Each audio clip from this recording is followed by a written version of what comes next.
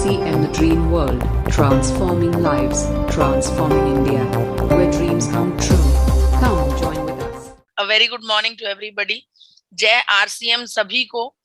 और मैं तहे दिल से शुक्राना करना चाहती हूँ अभिषेक सर आपका, कि जिस हिसाब से इतने बड़े परिवार का हिस्सा होने के बावजूद आपकी पर्सनालिटी में जो मैंने डाउन टू अर्थ का जो अनुभव किया है, कि इतनी बड़ी पर्सनालिटी होने के बावजूद आप बिल्कुल ग्राउंड जीरो पर आकर आप अपने जीवन की सच्चाई सबके साथ साझा कर रहे हैं, कि कैसे संकेत जी ने आपको मोटिवेट किया, कैसे आपको अपने जीवन में एक किक मिली। वो बहुत ही बड़ी बात है, क्योंकि आजकल जो माहौल, जो दुनिया हमारे आसपास मौजूद है, वो सब फरेबी है वो सब झूठ के एक चेहरे के पीछे छुपे हुए हैं। तो वाकई में ये आपके अंदर बहुत ही अच्छी पर्सनालिटी है। मैं भगवान जी से हमेशा ये दुआ करूंगी कि इसी प्रकार से आप उन्नति और प्रगति करते रहें। और इस मीटिंग में आने वाले हर एक सदस्य को मैं तहे दिल से शुक्रिया अदा करती हूँ। आज हम डे 4 पर पहुंच गए हैं। डे 4 बहुत ही अहम डिस्कशन है। आप सबको एक बार फिर से याद दिला रही हूं, अगर आपका कोई साथी इस मीटिंग में अभी तक नहीं आया, प्लीज उन्हें कॉल कर लीजिए, उन्हें बुला लीजिए, क्योंकि आज हम कैंसर के बारे में बात करने वाले हैं। आज हम ऐसी समस्या के बारे में बात करने वाले हैं जो कि वाकई में बहुत गंभीर है और जिसके बारे में नॉलेज होनी बेहद ज्यादा जरूरी है। देखिए, इसीलिए मैं आप सबको बस ये रिक्वेस्ट करना चाहती हूँ कि आप कॉलिंग कर लीजिए, सबको बुला लीजिए, ताकि हम आज की चर्चा की शुरुआत कर सकें। आज मैं आप सबको ये बताऊंगी कि किस प्रकार गामा ओरिजिनॉल कैंसर जैसी गंभीर बीमारी की रोकथाम में एक बड़ा रोल अदा करता है। देखिए, गामा ओरिजिनॉल को अभिषेक सर ने अभी संजीवनी बूटी का नाम दिया है, जो कि वाकई में बिल्कुल सही है, क्योंकि गामा ओरिजिनॉल को अगर हम लगातार लंबे समय तक अपने जीवन में इसका इस्तेमाल करते रहें, तो बहुत सी ऐसी बड़ी समस्याएं हैं जिनसे बचा जा सकता है, जिनको प्रिवेंट किया जा सकता है। कैंसर के बारे में चर्चा करना चाहती हूँ। कैंसर बेसिकली क्या है? देखिए, ये एक जरूर गंभीर समस्या है, क्योंकि शायद कहीं ना कहीं हमने ये धारणा बना ली है कि कैंसर का अंत हमेशा दुखद होता है। कहीं ना कहीं हमने अपने दिमाग में ये भय पैदा कर लिया है, लेकिन ऐसा नहीं है। कैंसर एक ऐसी समस्या है जिसे जीता जा सकता है अपने मनोबल के सहारे, जिसको ओवरकम किया जा सकता है, जिससे जिससे फाइट किया जा सकता है। अगर आप मानसिक तौर पर समृद्ध हैं, अगर आपकी मानसिक कैपेबिलिटीज बहुत स्ट्रांग हैं, आप जैसे अभी सर पॉजिटिविटी की चर्चा कर रहे थे, अगर आप अपने अंदर वो पॉजिटिविटी का अनुभव करते हैं, तो किसी भी समस्या, कोई भी समस्या आपकी पॉजिटिविटी के आगे छोटी पड़ जाती है। तो कैंसर से भी डरने और घबराने की जरूरत नहीं है। जरूरत है इसे जानने की, इसे समझने की, कि कौन कौन से कारण हैं जिनकी वजह से ये हमारे शरीर में पैदा होता है, कौन सा प्रोसेस है, उसको रोकने के लिए हम क्या क्या कर सकते हैं। देखिए, क्योंकि ज्यादातर हमें अपने बड़े बुजुर्गों ने भी अक्सर ये बात कही है कि prevention is better than cure, बचाव में ही बेहतरी है। तो बचाव करना, अगर हमें नॉलेज है और फिर हम उसका पालन ना करें, तो ये गलत बात रहेगी।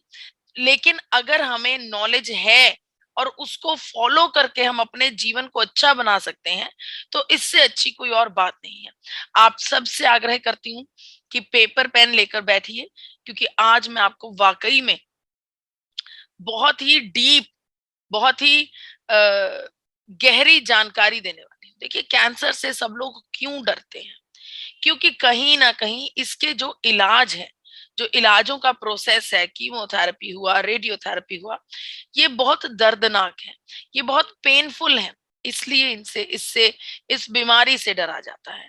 लेकिन कहीं अगर आप ऐसा सोचते हो कि मेरे तो पूरे परिवार में, बड़े बुजुर्गों में कहीं पर भी ये समस्या नहीं आई है, तो ये अश्योरिटी है कि मुझे भी ये समस्या नहीं होगी।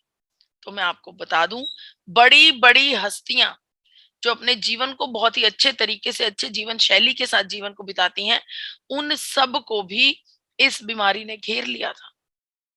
नरगिस दत्त को पैनक्रियाटिक कैंसर था, ऋषि कपूर जी को ल्यूकेमिया था और इरफान खान जी को भी बहुत ही यंग एज में, बहुत ही कम उम्र में न्यूरो एंडोक्राइन कैंसर था।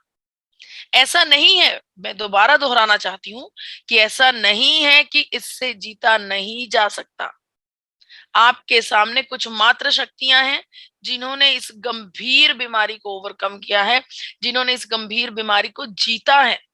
मनीषा कोइराला, सोनाली बेंद्रे, लीजा रे आज भी ये इस समस्या को फाइट कर रही हैं, इसके साथ अपने जीवन को अच्छे तरीके से जी रही हैं। तो इससे डरने या घबराने की जरूरत नहीं है, जरूरत है अवेयरनेस की, जरूरत है जानकारी की। अगर आईसीएमआर की रिपोर्ट के बारे में मैं चर्चा करूं, आईसीएमआर है Indian council of medical research. उनका ये कहना है कि आज के समय में जो भारत में सिनेरियो है, हर 8 में से 1 व्यक्ति को कैंसर की समस्या हो सकती है। हर 8 में से 1 व्यक्ति को कैंसर की समस्या है। और अगर इसकी तरफ ध्यान ना दिया गया, अगर इसको तवज्जो से ना हैंडल किया गया, तो आने वाले 5 सालों में ये परसेंटेज 12% बढ़ने वाली है। अब यहां पर एक गहरी सांस लेकर आप ये सोचिए कि आपके सोशल सर्कल में कितने लोग हैं। ऑन एन एवरेज मुझे ऐसा लगता है कि एक व्यक्ति के सोशल सर्कल में कम से कम 100 से 150 लोग होंगे। अब उन 150 लोगों में से हर 8वां सदस्य कैंसर का मरीज होगा। सोचिए कितनी गंभीर स्थिति है, कितनी गंभीर सिचुएशन है। इसको हैंडल करना है, इसके बारे में जानकारी फैलानी है, सबको इसके बारे में बताना है, अवेयरनेस पैदा करनी है इसकी। कैंसर है क्या? बेसिकली कैंसर क्या है? बेसिकली हम सब ये जानते हैं, आरसीएम परिवार अब ये बहुत अच्छे से जान गया है कि हर एक मानव, हर एक मनुष्य जिसकी सांस चल रही है, जो जीवित है, उसके अंदर कैंसर सेल्स ऑलरेडी मौजूद है। फर्क सिर्फ इतना रहता है कि ये कैंसर सेल्स एक न्यूट्रलाइज्ड पोजीशन में होते हैं, एक गहरी नींद में होते हैं, क्योंकि इन्हें ब्लड सर्कुलेशन नहीं पहुंचती, इन्हें ब्लड की सप्लाई नहीं पहुंचती। लेकिन जैसे ही इन सेल्स को ब्लड की सप्लाई पहुंचनी शुरू हो जाती है, उसी वक्त ये कैंसर सेल्स मल्टीप्लाई होने शुरू हो जाते हैं, ये ग्रो करना शुरू कर देते हैं। आपके सामने एक पिक्चर के द्वारा दिखाना चाहती हूँ। ये जो 3 सेल्स हैं, ये एबनॉर्मल सेल्स हैं, यानी कि कार्सिनोजेनिक सेल्स हैं। इन सेल्स को जैसे ही ब्लड सप्लाई मिलनी शुरू हुई, जिस प्रोसेस को एंजियोजेनेसिस कहा जाता है, एंजियोजेनेसिस जैसे ही शुरू होता है, उसी समय ये कैंसर सेल्स मल्टीप्लाई होने शुरू हो जाते हैं। और ये इस हिसाब से ग्रो करते हैं कि इनकी ग्रोथ को कंट्रोल करना नियरली इम्पॉसिबल हो जाता है। इस एंजियोजेनेसिस के प्रोसेस को बहुत ही ज्यादा गंभीर या खतरनाक कहा जा सकता है। लेकिन कौन कौन से फैक्टर्स हैं जिनकी वजह से ये प्रोसेसेस को एक पुश मिलता है, इनको एक सपोर्ट मिलती है एंजियोजेनेसिस को, और ये ब्लड सप्लाई उन सेल्स तक पहुंचने लगती है। ये वो फैक्टर्स कौन से हैं जिनको हम कंट्रोल करें? देखिए, 2 प्रकार के फैक्टर्स की डिस्कशंस आज मैं करूंगी। पहला सूची वो होगी जो मैनेजेबल होंगे, यानी कि जो आपके हाथ में मैनेजेबल है। दूसरी सूची वो होगी जो आपके हाथ में नहीं है। लेकिन घबराइए नहीं, सभी फैक्टर्स को डील करने के लिए, सभी फैक्टर्स को हैंडल करने के लिए मैं आपको इलाज भी बताकर जाऊंगी। सबसे पहले मुझे इस मीटिंग में उपस्थित हर एक व्यक्ति से वादा चाहिए, मुझे हर एक व्यक्ति से प्रॉमिस चाहिए कि जो कोई भी इस मीटिंग को सुन रहा है, वो सभी चीजें अच्छे से नोट करेगा और नोट करने के बाद उन्हें अपने जीवन में फॉलो करेगा। क्योंकि कैंसर की समस्या सिर्फ प्रिवेंशन से बच सकती है, नहीं तो नहीं। तो आप सब से मैं ये उम्मीद करती हूं कि आप सब लोग जो भी आज मैं आपसे डिस्कशंस करने जा रही हूँ। इन पॉइंट्स को, इन फैक्टर्स को आप बहुत अच्छे से फॉलो करेंगे और उन्हें अपने जीवन में धारने की कोशिश करेंगे। पहला फैक्टर जो आपके हाथ में है वो है सिगरेट और तंबाकू का सेवन। आप सब लोग ये चीज मानते हैं, जो भी व्यक्ति सिगरेट या फिर तंबाकू का इस्तेमाल करते हैं, आप सब लोग ये मानते हैं कि इनके पैकेट्स के ऊपर बड़ी बड़ी बड़ी ही भयानक पिक्चर्स बनी रहती हैं। उन पिक्चर्स को देखकर वाकई में हौसला नहीं होता इन चीजों का इस्तेमाल करने का। लेकिन इन चीजों का इस्तेमाल करने से सीधे तौर पर आपके शरीर में कैंसर का खतरा पैदा होता है। क्या आप लोग जानते हैं जितनी भी मृत्यु टोटल कैंसर के मरीजों की होती हैं, उनमें से 32% लोग वो होते हैं जो सिगरेट, तंबाकू और शराब का सेवन करते हैं। तो इस एक आदत को छोड़ दीजिए, क्योंकि ये आदत आपका शरीर खराब करने की बजाय आपको आपकी सेहत को डैमेज करने के अलावा और कुछ नहीं करती है। दूसरी आदत है अल्कोहल कंजम्पशन, शराब का सेवन करना।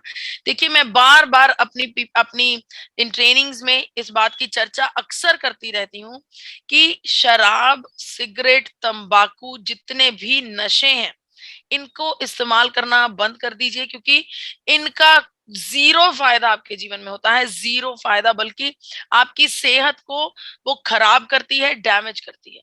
देखिए, जो शराब जब हमारे शरीर के अंदर एब्जॉर्ब होती है, तब एक हार्मोन प्रोड्यूस करती है जिसे एसिटल्डिहाइड कहा जाता है।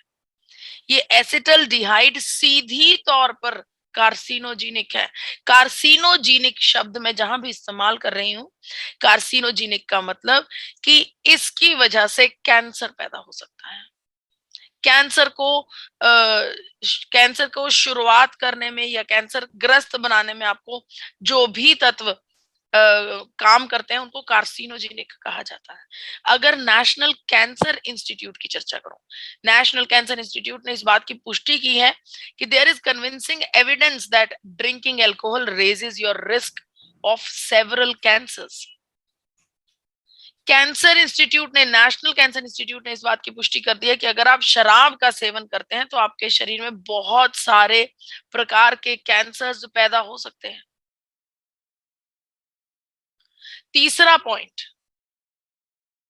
प्रोसेस्ड फूड्स, पैकेट बंद भोजन, छोड़ दीजिए इन्हें, इनसे तौबा कर लीजिए। अगर आपकी कमजोरी है तो धीरे धीरे इसे कम करना शुरू कीजिए, क्योंकि ये जो प्रोसेस्ड फूड हैं, ये भी न जाने कितने प्रकार के प्रिजर्वेटिव्स, न जाने कितने प्रकार के केमिकल्स मिलाकर बनाए जाते हैं, ताकि कितने महीनों तक ये चीजें सही रहें। कभी आपने अपने घर में बनी हुई ताजी सब्जी को 4 दिन बाद खाया है? नहीं खाते। वो तो हमारे घर में बिल्कुल शुद्धता से बनी हुई है, क्योंकि वो खराब हो जाती है। वहीं पर हम बाहर जाकर, रेस्टोरेंट्स में जाकर, न जाने कितने पुराने चीजें बनी हुई, जो कि वो पहले से बनाकर रख लेते हैं रेस्टोरेंट्स में, कि ऑर्डर आएगा तो झट से गर्म करके दे देंगे, उन चीजों का उपयोग करते हैं। बहुत से लोगों ने अनुभव किया होगा, बाहर भोजन करने के बाद अगले दिन आपका पेट खराब हो जाता है। क्यों? क्योंकि जो भोजन घर में बन रहा है, शुद्धता से बन रहा है, उसका कंपैरिजन कुछ भी नहीं है। ये जो पैकेट बंद भोजन है, इन सब में न जाने किस किस प्रकार के केमिकल्स डाले होते हैं, जिसकी वजह से ये महीनों भर चीज वैसी की वैसी रहती है। और अगर वर्ल्ड हेल्थ ऑर्गेनाइजेशन की मैं चर्चा करूं, जो कि international agency for research on cancer है, उनका ये कहना है कि जो रेड बीफ है, जो लाल मांस जिसे कहा जाता है, उसका सेवन सीधे तौर पर हमारे शरीर पर कैंसरस इफेक्ट करता है, कार्सिनोजेनिक इफेक्ट करता है। तो आप सबसे मेरा आग्रह है कि प्लांट बेस्ड डाइट का भोजन को उपयोग कीजिए, इसको अपने जीवन में धारिए। प्लांट बेस्ड डाइट आपको सिर्फ शुद्धता और सिर्फ पौष्टिकता ही देता है। चौथी आदत, चौथा फैक्टर जो बहुत ज्यादा इम्पैक्ट डालता है आपकी सेहत पर, वह है आपका sedentary lifestyle, lack of physical activity. आपको अपने जीवन में चलते फिरते रहना है, बिस्तर पर बैठकर, घर पर बैठे हैं तो बिस्तर पर हैं, और दफ्तर में गए तो कुर्सी पर हैं, घर पर फिर से वापस आए फिर बेड के ऊपर बैठ गए। ये सीडेंटरी लाइफस्टाइल है। इस लाइफस्टाइल से हमें पीछा छुड़ाना है। हमें अपने जीवन में अपने लिए कुछ ना कुछ फिजिकल एक्टिविटी करनी बहुत जरूरी है। चाहे आप वॉक कीजिए, जुम्बा कीजिए, एरोबिक्स कीजिए, कुछ भी कीजिए, क्योंकि फिजिकली एक्टिव होने से भी हमारे शरीर में जो ताकत है, जो हमारा मोराल है, कॉन्फिडेंस है, वो बना रहता है। तो अब तक हमने जो 4 फैक्टर्स की बात की, स्मोकिंग और टबैको, अल्कोहल, उसके बाद पैकेज्ड फूड्स और सेडेंटरी लाइफस्टाइल, ये सब आपके हाथ में है। इन सब के लिए मुझे आपसे वादा चाहिए कि आप सब लोग धीरे धीरे, मैं ऐसा बिल्कुल भी नहीं कहती कि आप सभी बुरी आदतों को आज ही इसी क्षण से छोड़ दीजिए, नहीं, ऐसा पॉसिबल नहीं है। अगर आप ऐसा करेंगे तो कहीं ना कहीं ये आपको मेंटली इफेक्ट करेगा। लेकिन धीरे धीरे एक लिस्ट बना लीजिए और इसको अपना टारगेट बना लीजिए कि मुझे ये लाइफस्टाइल अपनाना है, मुझे ये बुरी आदतें छोड़नी है। अपने आप को एक तय सीमा दीजिए, इतनी तारीख तक मैं इस आदत से बिल्कुल पीछा छुड़वा लूंगा, और आप डेफिनेटली कर पाएंगे, मुझे पूरा यकीन है। ये 4 जो पॉइंट्स मैंने आपको बताए, ये सब आपके अपने हाथ में है, आपके कंट्रोल में है, ये मैनेजेबल है, इनको आप कंट्रोल कर सकते हैं। अगर आप इन 4 आदतों को फॉलो करने लगेंगे, इन 4 आदतों को अपने जीवन में से निकाल देंगे, अपना जीवन को अपडेट कर लेंगे, तो कहीं ना कहीं कैंसर की संभावनाएं कम होने लगेंगी आपके जीवन में, क्योंकि हम सबके शरीर के अंदर कैंसर सेल्स ऑलरेडी मौजूद है। अब RCM The Dream World, transforming lives, transforming India, where dreams come true. Come join